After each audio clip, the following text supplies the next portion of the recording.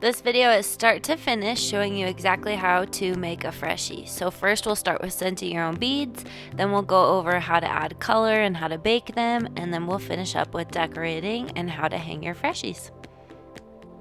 So the first thing you're going to do is you're going to make your scented beads. So this is a quart mason jar just from Walmart or thrift store or wherever you want to buy it. And then this is just a food scale. So I'm setting it on top and I'm pushing that 0, 0. This is called tearing. It's going to set it to 0 so that you're not weighing your jar. Then I also have fragrance oil and I have unscented aroma beads. And then I will link a Freshie supply list below so that you can see where I get all my supplies. Now the first thing we're going to do is we're going to weigh out these beads. When doing your scented beads, it's really important to go by weight because different beads weigh differently, oils weigh differently. So we don't want to use cups or teaspoons or tablespoons or anything like that. We're going by weight. Another important thing to know when scenting beads is that there's something called a ratio. So the ratio is how much oil to beads you're using. So some people like to do 4 ounces of beads to 1 ounce of oil. I usually do 8 ounces of beads to 1 ounce of oil. So here you can see that I'm measuring out exactly 8 ounces of beads and I'm checking it on my scale. Then once I get those 8 ounces, then I'm going to add in my 1 ounce of oil. Now I have a ratio chart that can help you do the math on this. Pretty much if you wanted to do 16 ounces of beads, which would be a pound, then that would be 2 ounces of oil if you're doing 8 to 1. If you wanted to do that 4 to 1 ratio, then for every time you're adding 4 ounces of beads, you're adding 1 ounce of oil. So 8 ounces of beads would be 2 ounces of oil, or 12 ounces of beads would be 3 ounces of oil. So do your own testing, see what works for you. When you've got it all put together, then you're just going to shake those beads, and then these will take a couple of days to soak so that all of the oil is fully absorbed into the beads. It's really important that you don't use them until they're completely dry because that oil isn't soaked in yet. You can put it on a heating pad like this to help speed up the process. Just make sure that you're not adding too much heat because that could melt the beads before you're ready to use them. So you're going to want to make sure you shake them every couple hours. Here is where they're really close, but when there's still beads sticking to the side, like you can see, that means that it's not quite ready yet. This needs a couple more hours or maybe another day. So I just keep shaking. And then this is what they'll look like when they're finished. You can see that there's no beads sticking to the side. They move around really easily. So these are completely soaked.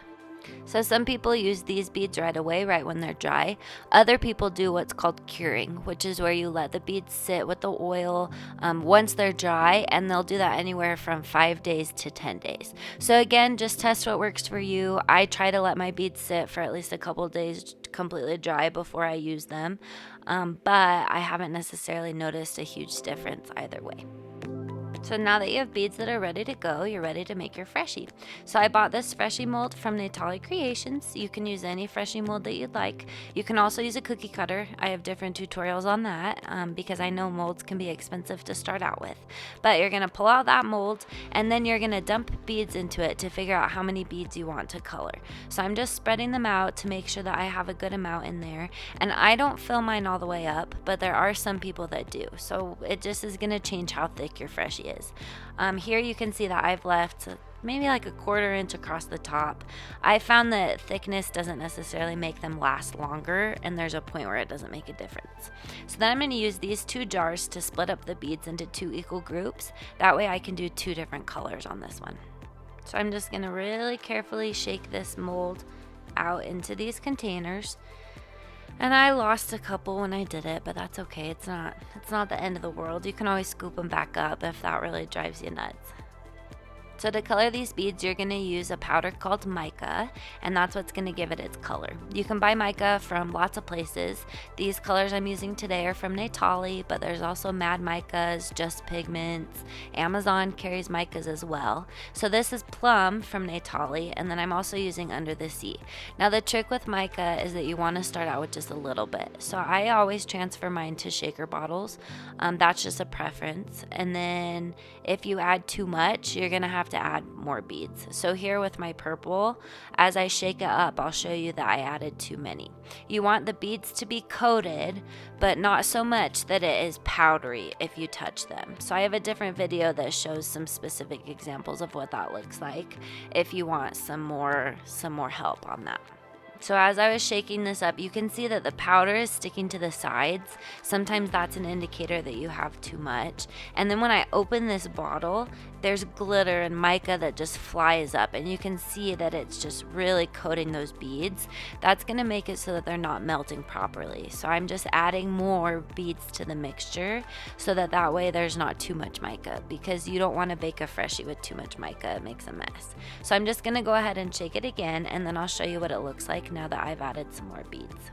So you can see there's still some mica on the edge of the jar, and then when I open it, there's still quite a bit of mica on the beads. So I'm going to go ahead and add some more beads to this mixture. If your Freshies aren't baking right, it could be a mica issue. That is super common. If there's too much mica, the beads take a lot longer to melt and they never melt smooth.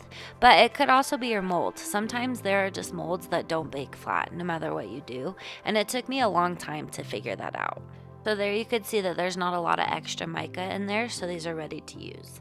Now when I do my Freshies, I like to put 2 holes because that helps them hang straight towards whether they're facing out their windshield or towards you.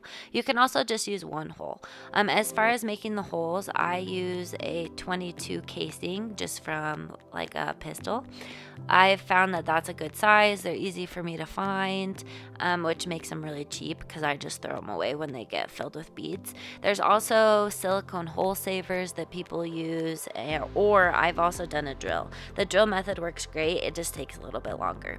So you want to make sure that when you're placing your hole wherever you put it, people also use roofing nails. That wasn't my favorite, but you can do that. So you want to make sure when you're placing them that if you do the 2 holes that they're an equal distance from the sides. If you're doing 1, then you want to make sure that it's right in the center. So I just use my fingers to measure and help me decide if I've got center. So once you've got it centered, then you are going to go ahead and add glitter if you'd like there to be glitter on the front. These are both from Country Bliss Creations. They're a newer glitter company that have some really pretty mixes. But there's so many pretty glitters out there. That's always my favorite part of making Freshies. So you're just going to shake a little bit into your mold. You don't want to do too much, otherwise it makes it hard for your letters to bake flat. Once your glitter's in, then you're going to go ahead and shake 1 color onto half of the mold. So I'm just using my fingers to stop it from falling too far into the center, and then we're going to spread it out so that there's an equal amount along that whole side. I have some videos on how to do an ombre if you want some more practice with the ombre, but the trick is that there's just a couple of beads that are like pulled out to the side a little bit more. Then you put your second color on top of that so they can blend. So I'm going to start pouring my purple on that right hand side, and then in the middle you can see where the purple blends. Now here I'm showing you that there's not a lot of extra mica on there. It's not left on my hands, but there's still a pretty color, so that's how you know that we have the right amount of mica. So I just use my fingers to tap it flat, and then I'm going to add a little bit more to spots where there's not as much. Now, because the pan is really ugly when I record, I just did this on a table, and then I'm transferring it over to a cookie sheet. You can do this right on the cookie sheet. I like these darker color Wilton pans because they're thin on the bottom, and I found that they really help the details on the Freshie bake correctly. I used to use just the gray lighter cookie sheets, and those didn't bake nearly as well. So I bake at 315 degrees for 17 minutes. Your oven is going to bake differently, so you're just going to want to test that and kind of figure out what works for you. I would start with less time and then kind of go up from there. That lower baking temp helps the bottom details bake before overcooking your Freshie. So it can be kind of hard to tell if Freshies are cooked. I'm just pulling the side of the mold, and you can see that all those beads are melted together and there's not individual beads. So that one's finished. If you look at this one, you can again see that the beads are melted together and there's not individual beads. Now this one, you can still see, I'm sorry, it is so hard to record. I'm going to change the angle. You can still see individual beads here, so the details are not going to be as smooth on this, which means that I want to cook it longer because it is a pain to decorate ones that aren't cooked all the way. Here again, this is a better angle. All of those beads, you can still see each one, so the bottom isn't melted enough. And this is one of those examples that you'll find when some mold suppliers, they just have better molds and they just cook a lot better. So certain brands, no matter what I do, they just take a lot longer to cook and they don't bake smooth. Natali molds have always baked really well for me, and then I'm not going to say which ones don't, but you'll just kind of figure that out as you work with different molds. So I'm going to go ahead and put this one back in the oven. That way I'm not trying to paint all of these bumpy beads. So once you have pulled them out of the oven, I like to go ahead and I like to push down on the tops. Some people will use like a silicone spatula, like a makeup spatula. I just use my fingers really quick, and this helps get some of the details to flatten out. So just in case they weren't quite smooth, it makes it a little smoother. There's also little spikes that happen when baking the Freshie. You can push around the edge of the mold to help push those down. And then you can also just kind of reach in and use your finger or that silicone spatula. And then you'll find that hairs just stick to these like crazy. It's so annoying. So if you see a hair, just quickly pull it out, not a big deal. And then I'm gonna go ahead and push down the spikes on this side too.